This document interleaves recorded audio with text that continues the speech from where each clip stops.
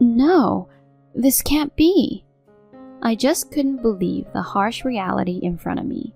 The man I loved was cheating on me, and to make it even worse, it was with my sister. And she wasn't just any sister, she was my twin.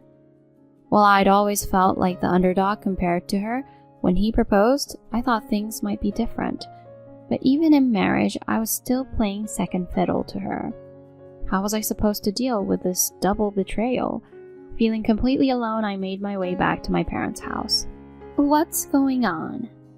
my mom questioned. I poured my heart out, anxiously wondering where she'd stand. But her reaction caught me off guard. "I'm Lisa, a 29-year-old working for a top financial firm. Throughout school, I was the studious type, more focused on books than boys. Maybe it was because of my fear of getting too attached. And there's a reason for that fear. My twin, Lexi, looks exactly like me. Apart from a tiny mole, we're nearly impossible to tell apart. But personality-wise, we're day and night.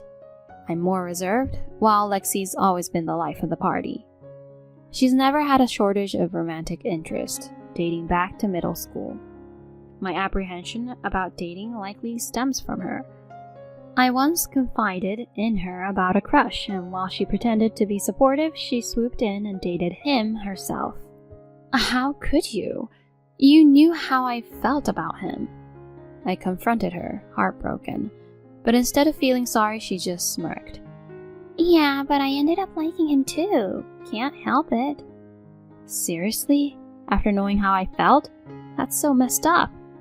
Honestly, get over it. He liked me more, that's all. That's all? How could you be so cold? Don't you have anything to say to me? Like what? Apologize? Why would I?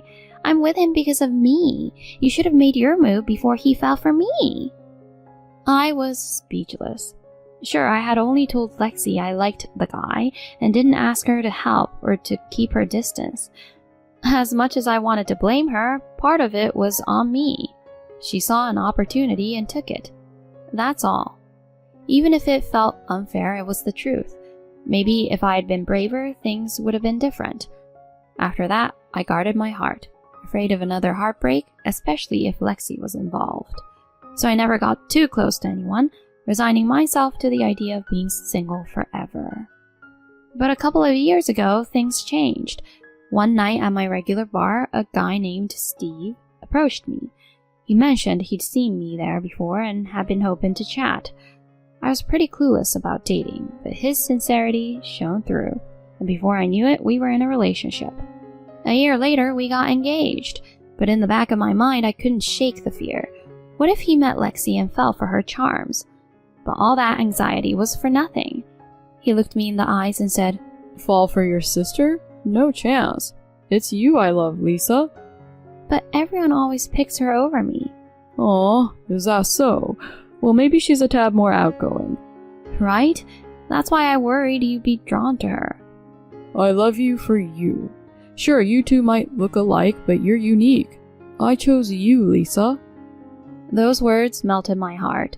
I couldn't help but cry, and he held me tight. My mom was beyond ecstatic about the wedding. She'd always been my rock, always telling me you're beautiful, especially during my low moments. After my dad's passing and both Lexi and I moving out for work, we hadn't been in touch with her much. So sharing my wedding news was such a joy. The only dark cloud was Lexi. During our visit home, she was a storm of resentment. Maybe she was bitter about me getting married first. While Mom and Steve chatted away, Lexi cornered me. Don't think you've won. He'll get bored of you soon. Hurt? I asked. Why the bitterness? He really loves me and... Sure. Who'd want you, really? Just enjoy it while it lasts. Good luck. As hurtful as she was, a part of me wondered if she had a point. Flash forward, nearly a year into our marriage, and things had changed. The caring Steve had grown distant. He'd been working late, and our chats had dwindled, especially as our anniversary loomed. Trying to reconnect, I mentioned, wouldn't it be nice to have dinner together sometime? But he just shot back. Now? When work's crazy? We've just been so distant lately, so I just thought that maybe we could... I'm drowning in work. Must be nice to clock out on time. I'm sorry. Little things began to stand out, like how he went from calling me honey to just Lisa, but the biggest blow was yet to come. On my day off, while cleaning the house, Steve's tablet caught my eye. Then I saw something unbelievable. No, this can't be. A notification popped up showing a photo of him and Lexi. Panic welled up as I swiped the tablet open. No password. What I found was a slew of messages and pictures, undeniable proof of their affair. I was gutted.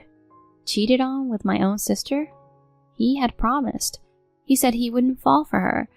He said he picked me. But I couldn't just bury this.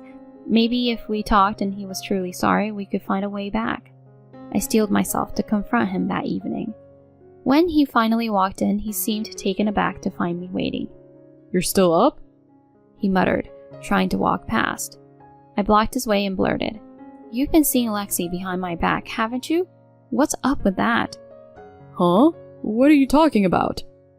Come on, I stumbled upon your tablet today. The jig is up. You shouldn't snoop. But since you know, yeah, I've been seeing her. His confession hit me hard, but then he added, For the record, I was with Lexi before you came into the picture. I was stunned. What's that supposed to mean?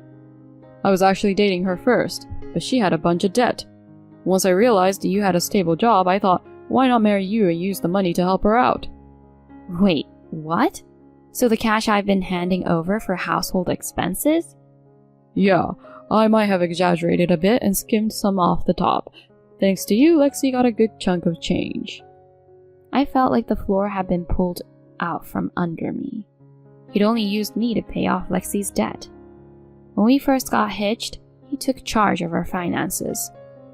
Every time he'd ask, I'd just transfer money to our joint account, clueless that he was funneling it to Lexi.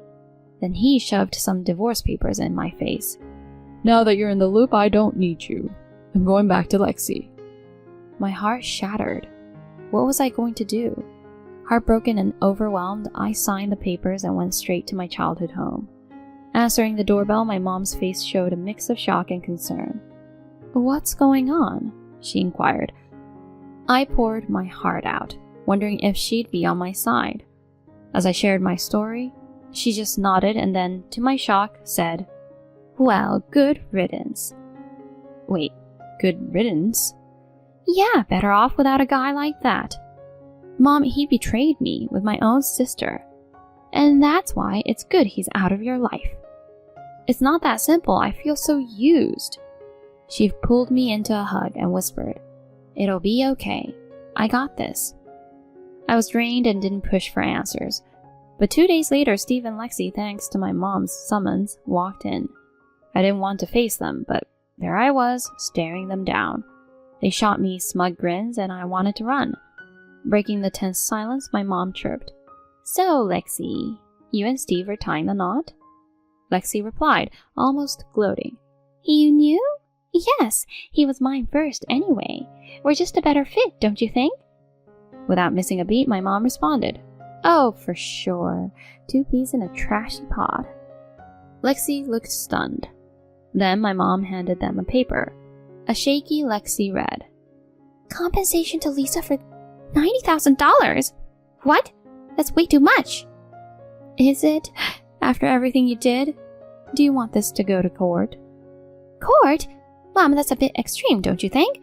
I'm your daughter. Why would you want to hurt me like this?" "Hurt you? Think about what you two have done to Lisa. How could you both exploit my trusting daughter like that?" "Lisa's always played the victim. You've always favored me, right, Mom?" As she tried to touch Mom, she swiftly moved away, her eyes sharp with anger. "Cut the act. I can't even look at you right now." "What are you talking about, Mom?" "Remember the $90,000 you borrowed from Dad? You signed for it. You didn't forget, did you?" "I remember borrowing from Dad, but he's gone now." I was taken aback. Lexi had taken a significant amount from our father, and I was in the dark about it. The total had risen to a whopping $90,000. Was this the debt Steve had mentioned? As the conversation continued, my mom spoke up. You think Dad's passing means you're off the hook? I'm his inheritor. That debt's on you to pay to me. I wasn't aware of this. I can't just... Mom interrupted. I'd hoped you'd eventually repay it, but now I don't even recognize you. You need to settle that debt now. Hold on, Mom. Can't we? You've put it off for too long. Either pay up or I'll see you in court. You can't be serious. There's no way. Despite her pleas, Mom stood her ground. Steve, who had been listening, interjected. Wait, Lexi, you owe money to your dad too? What's it to you? She snapped. What about all the cash I've been sending you? You've used some of it to pay back, right? Not exactly. You didn't just blow through everything I gave you, did you? It turned out that Lexi had not been using the money I had given to Steve to pay off her debt, but rather for her personal enjoyment. Her debt kept mounting. Steve, now looking worried, turned to me. I didn't realize this about her. Forget about marrying her. Lisa, maybe we can work things out? I was taken aback by his audacity. Gathering my thoughts, I responded sharply. Are you kidding me? I never want anything to do with you again. Just be ready to pay up. Really? I'm trying to make amends here. The decision's mine to make. I won't ever forgive either of you. I'll make sure you both face the consequences. Steve and Lexi looked shaken. They tried to apologize again, but I wasn't having any of it. Fearing legal action, they both signed the documents my mom prepared. Because of this, they each owed me $75,000. Ultimately, I broke ties with them and, to my benefit, ended up with a considerable sum. Steve and Lexi never ended up together and even split up. She was deep in debt and was cut out from any family inheritance. Steve, after all the money he'd given her, was nearly penniless. They're likely to be paying off their dues for quite some time, but I have zero pity for them. They brought it upon themselves. I owe my ability to move forward to my mom's unwavering support. Now I'm living solo in an apartment close to work. My mom often stops by and we enjoy meals out together. I'm forever thankful to her and hope to show her my gratitude in the years to come.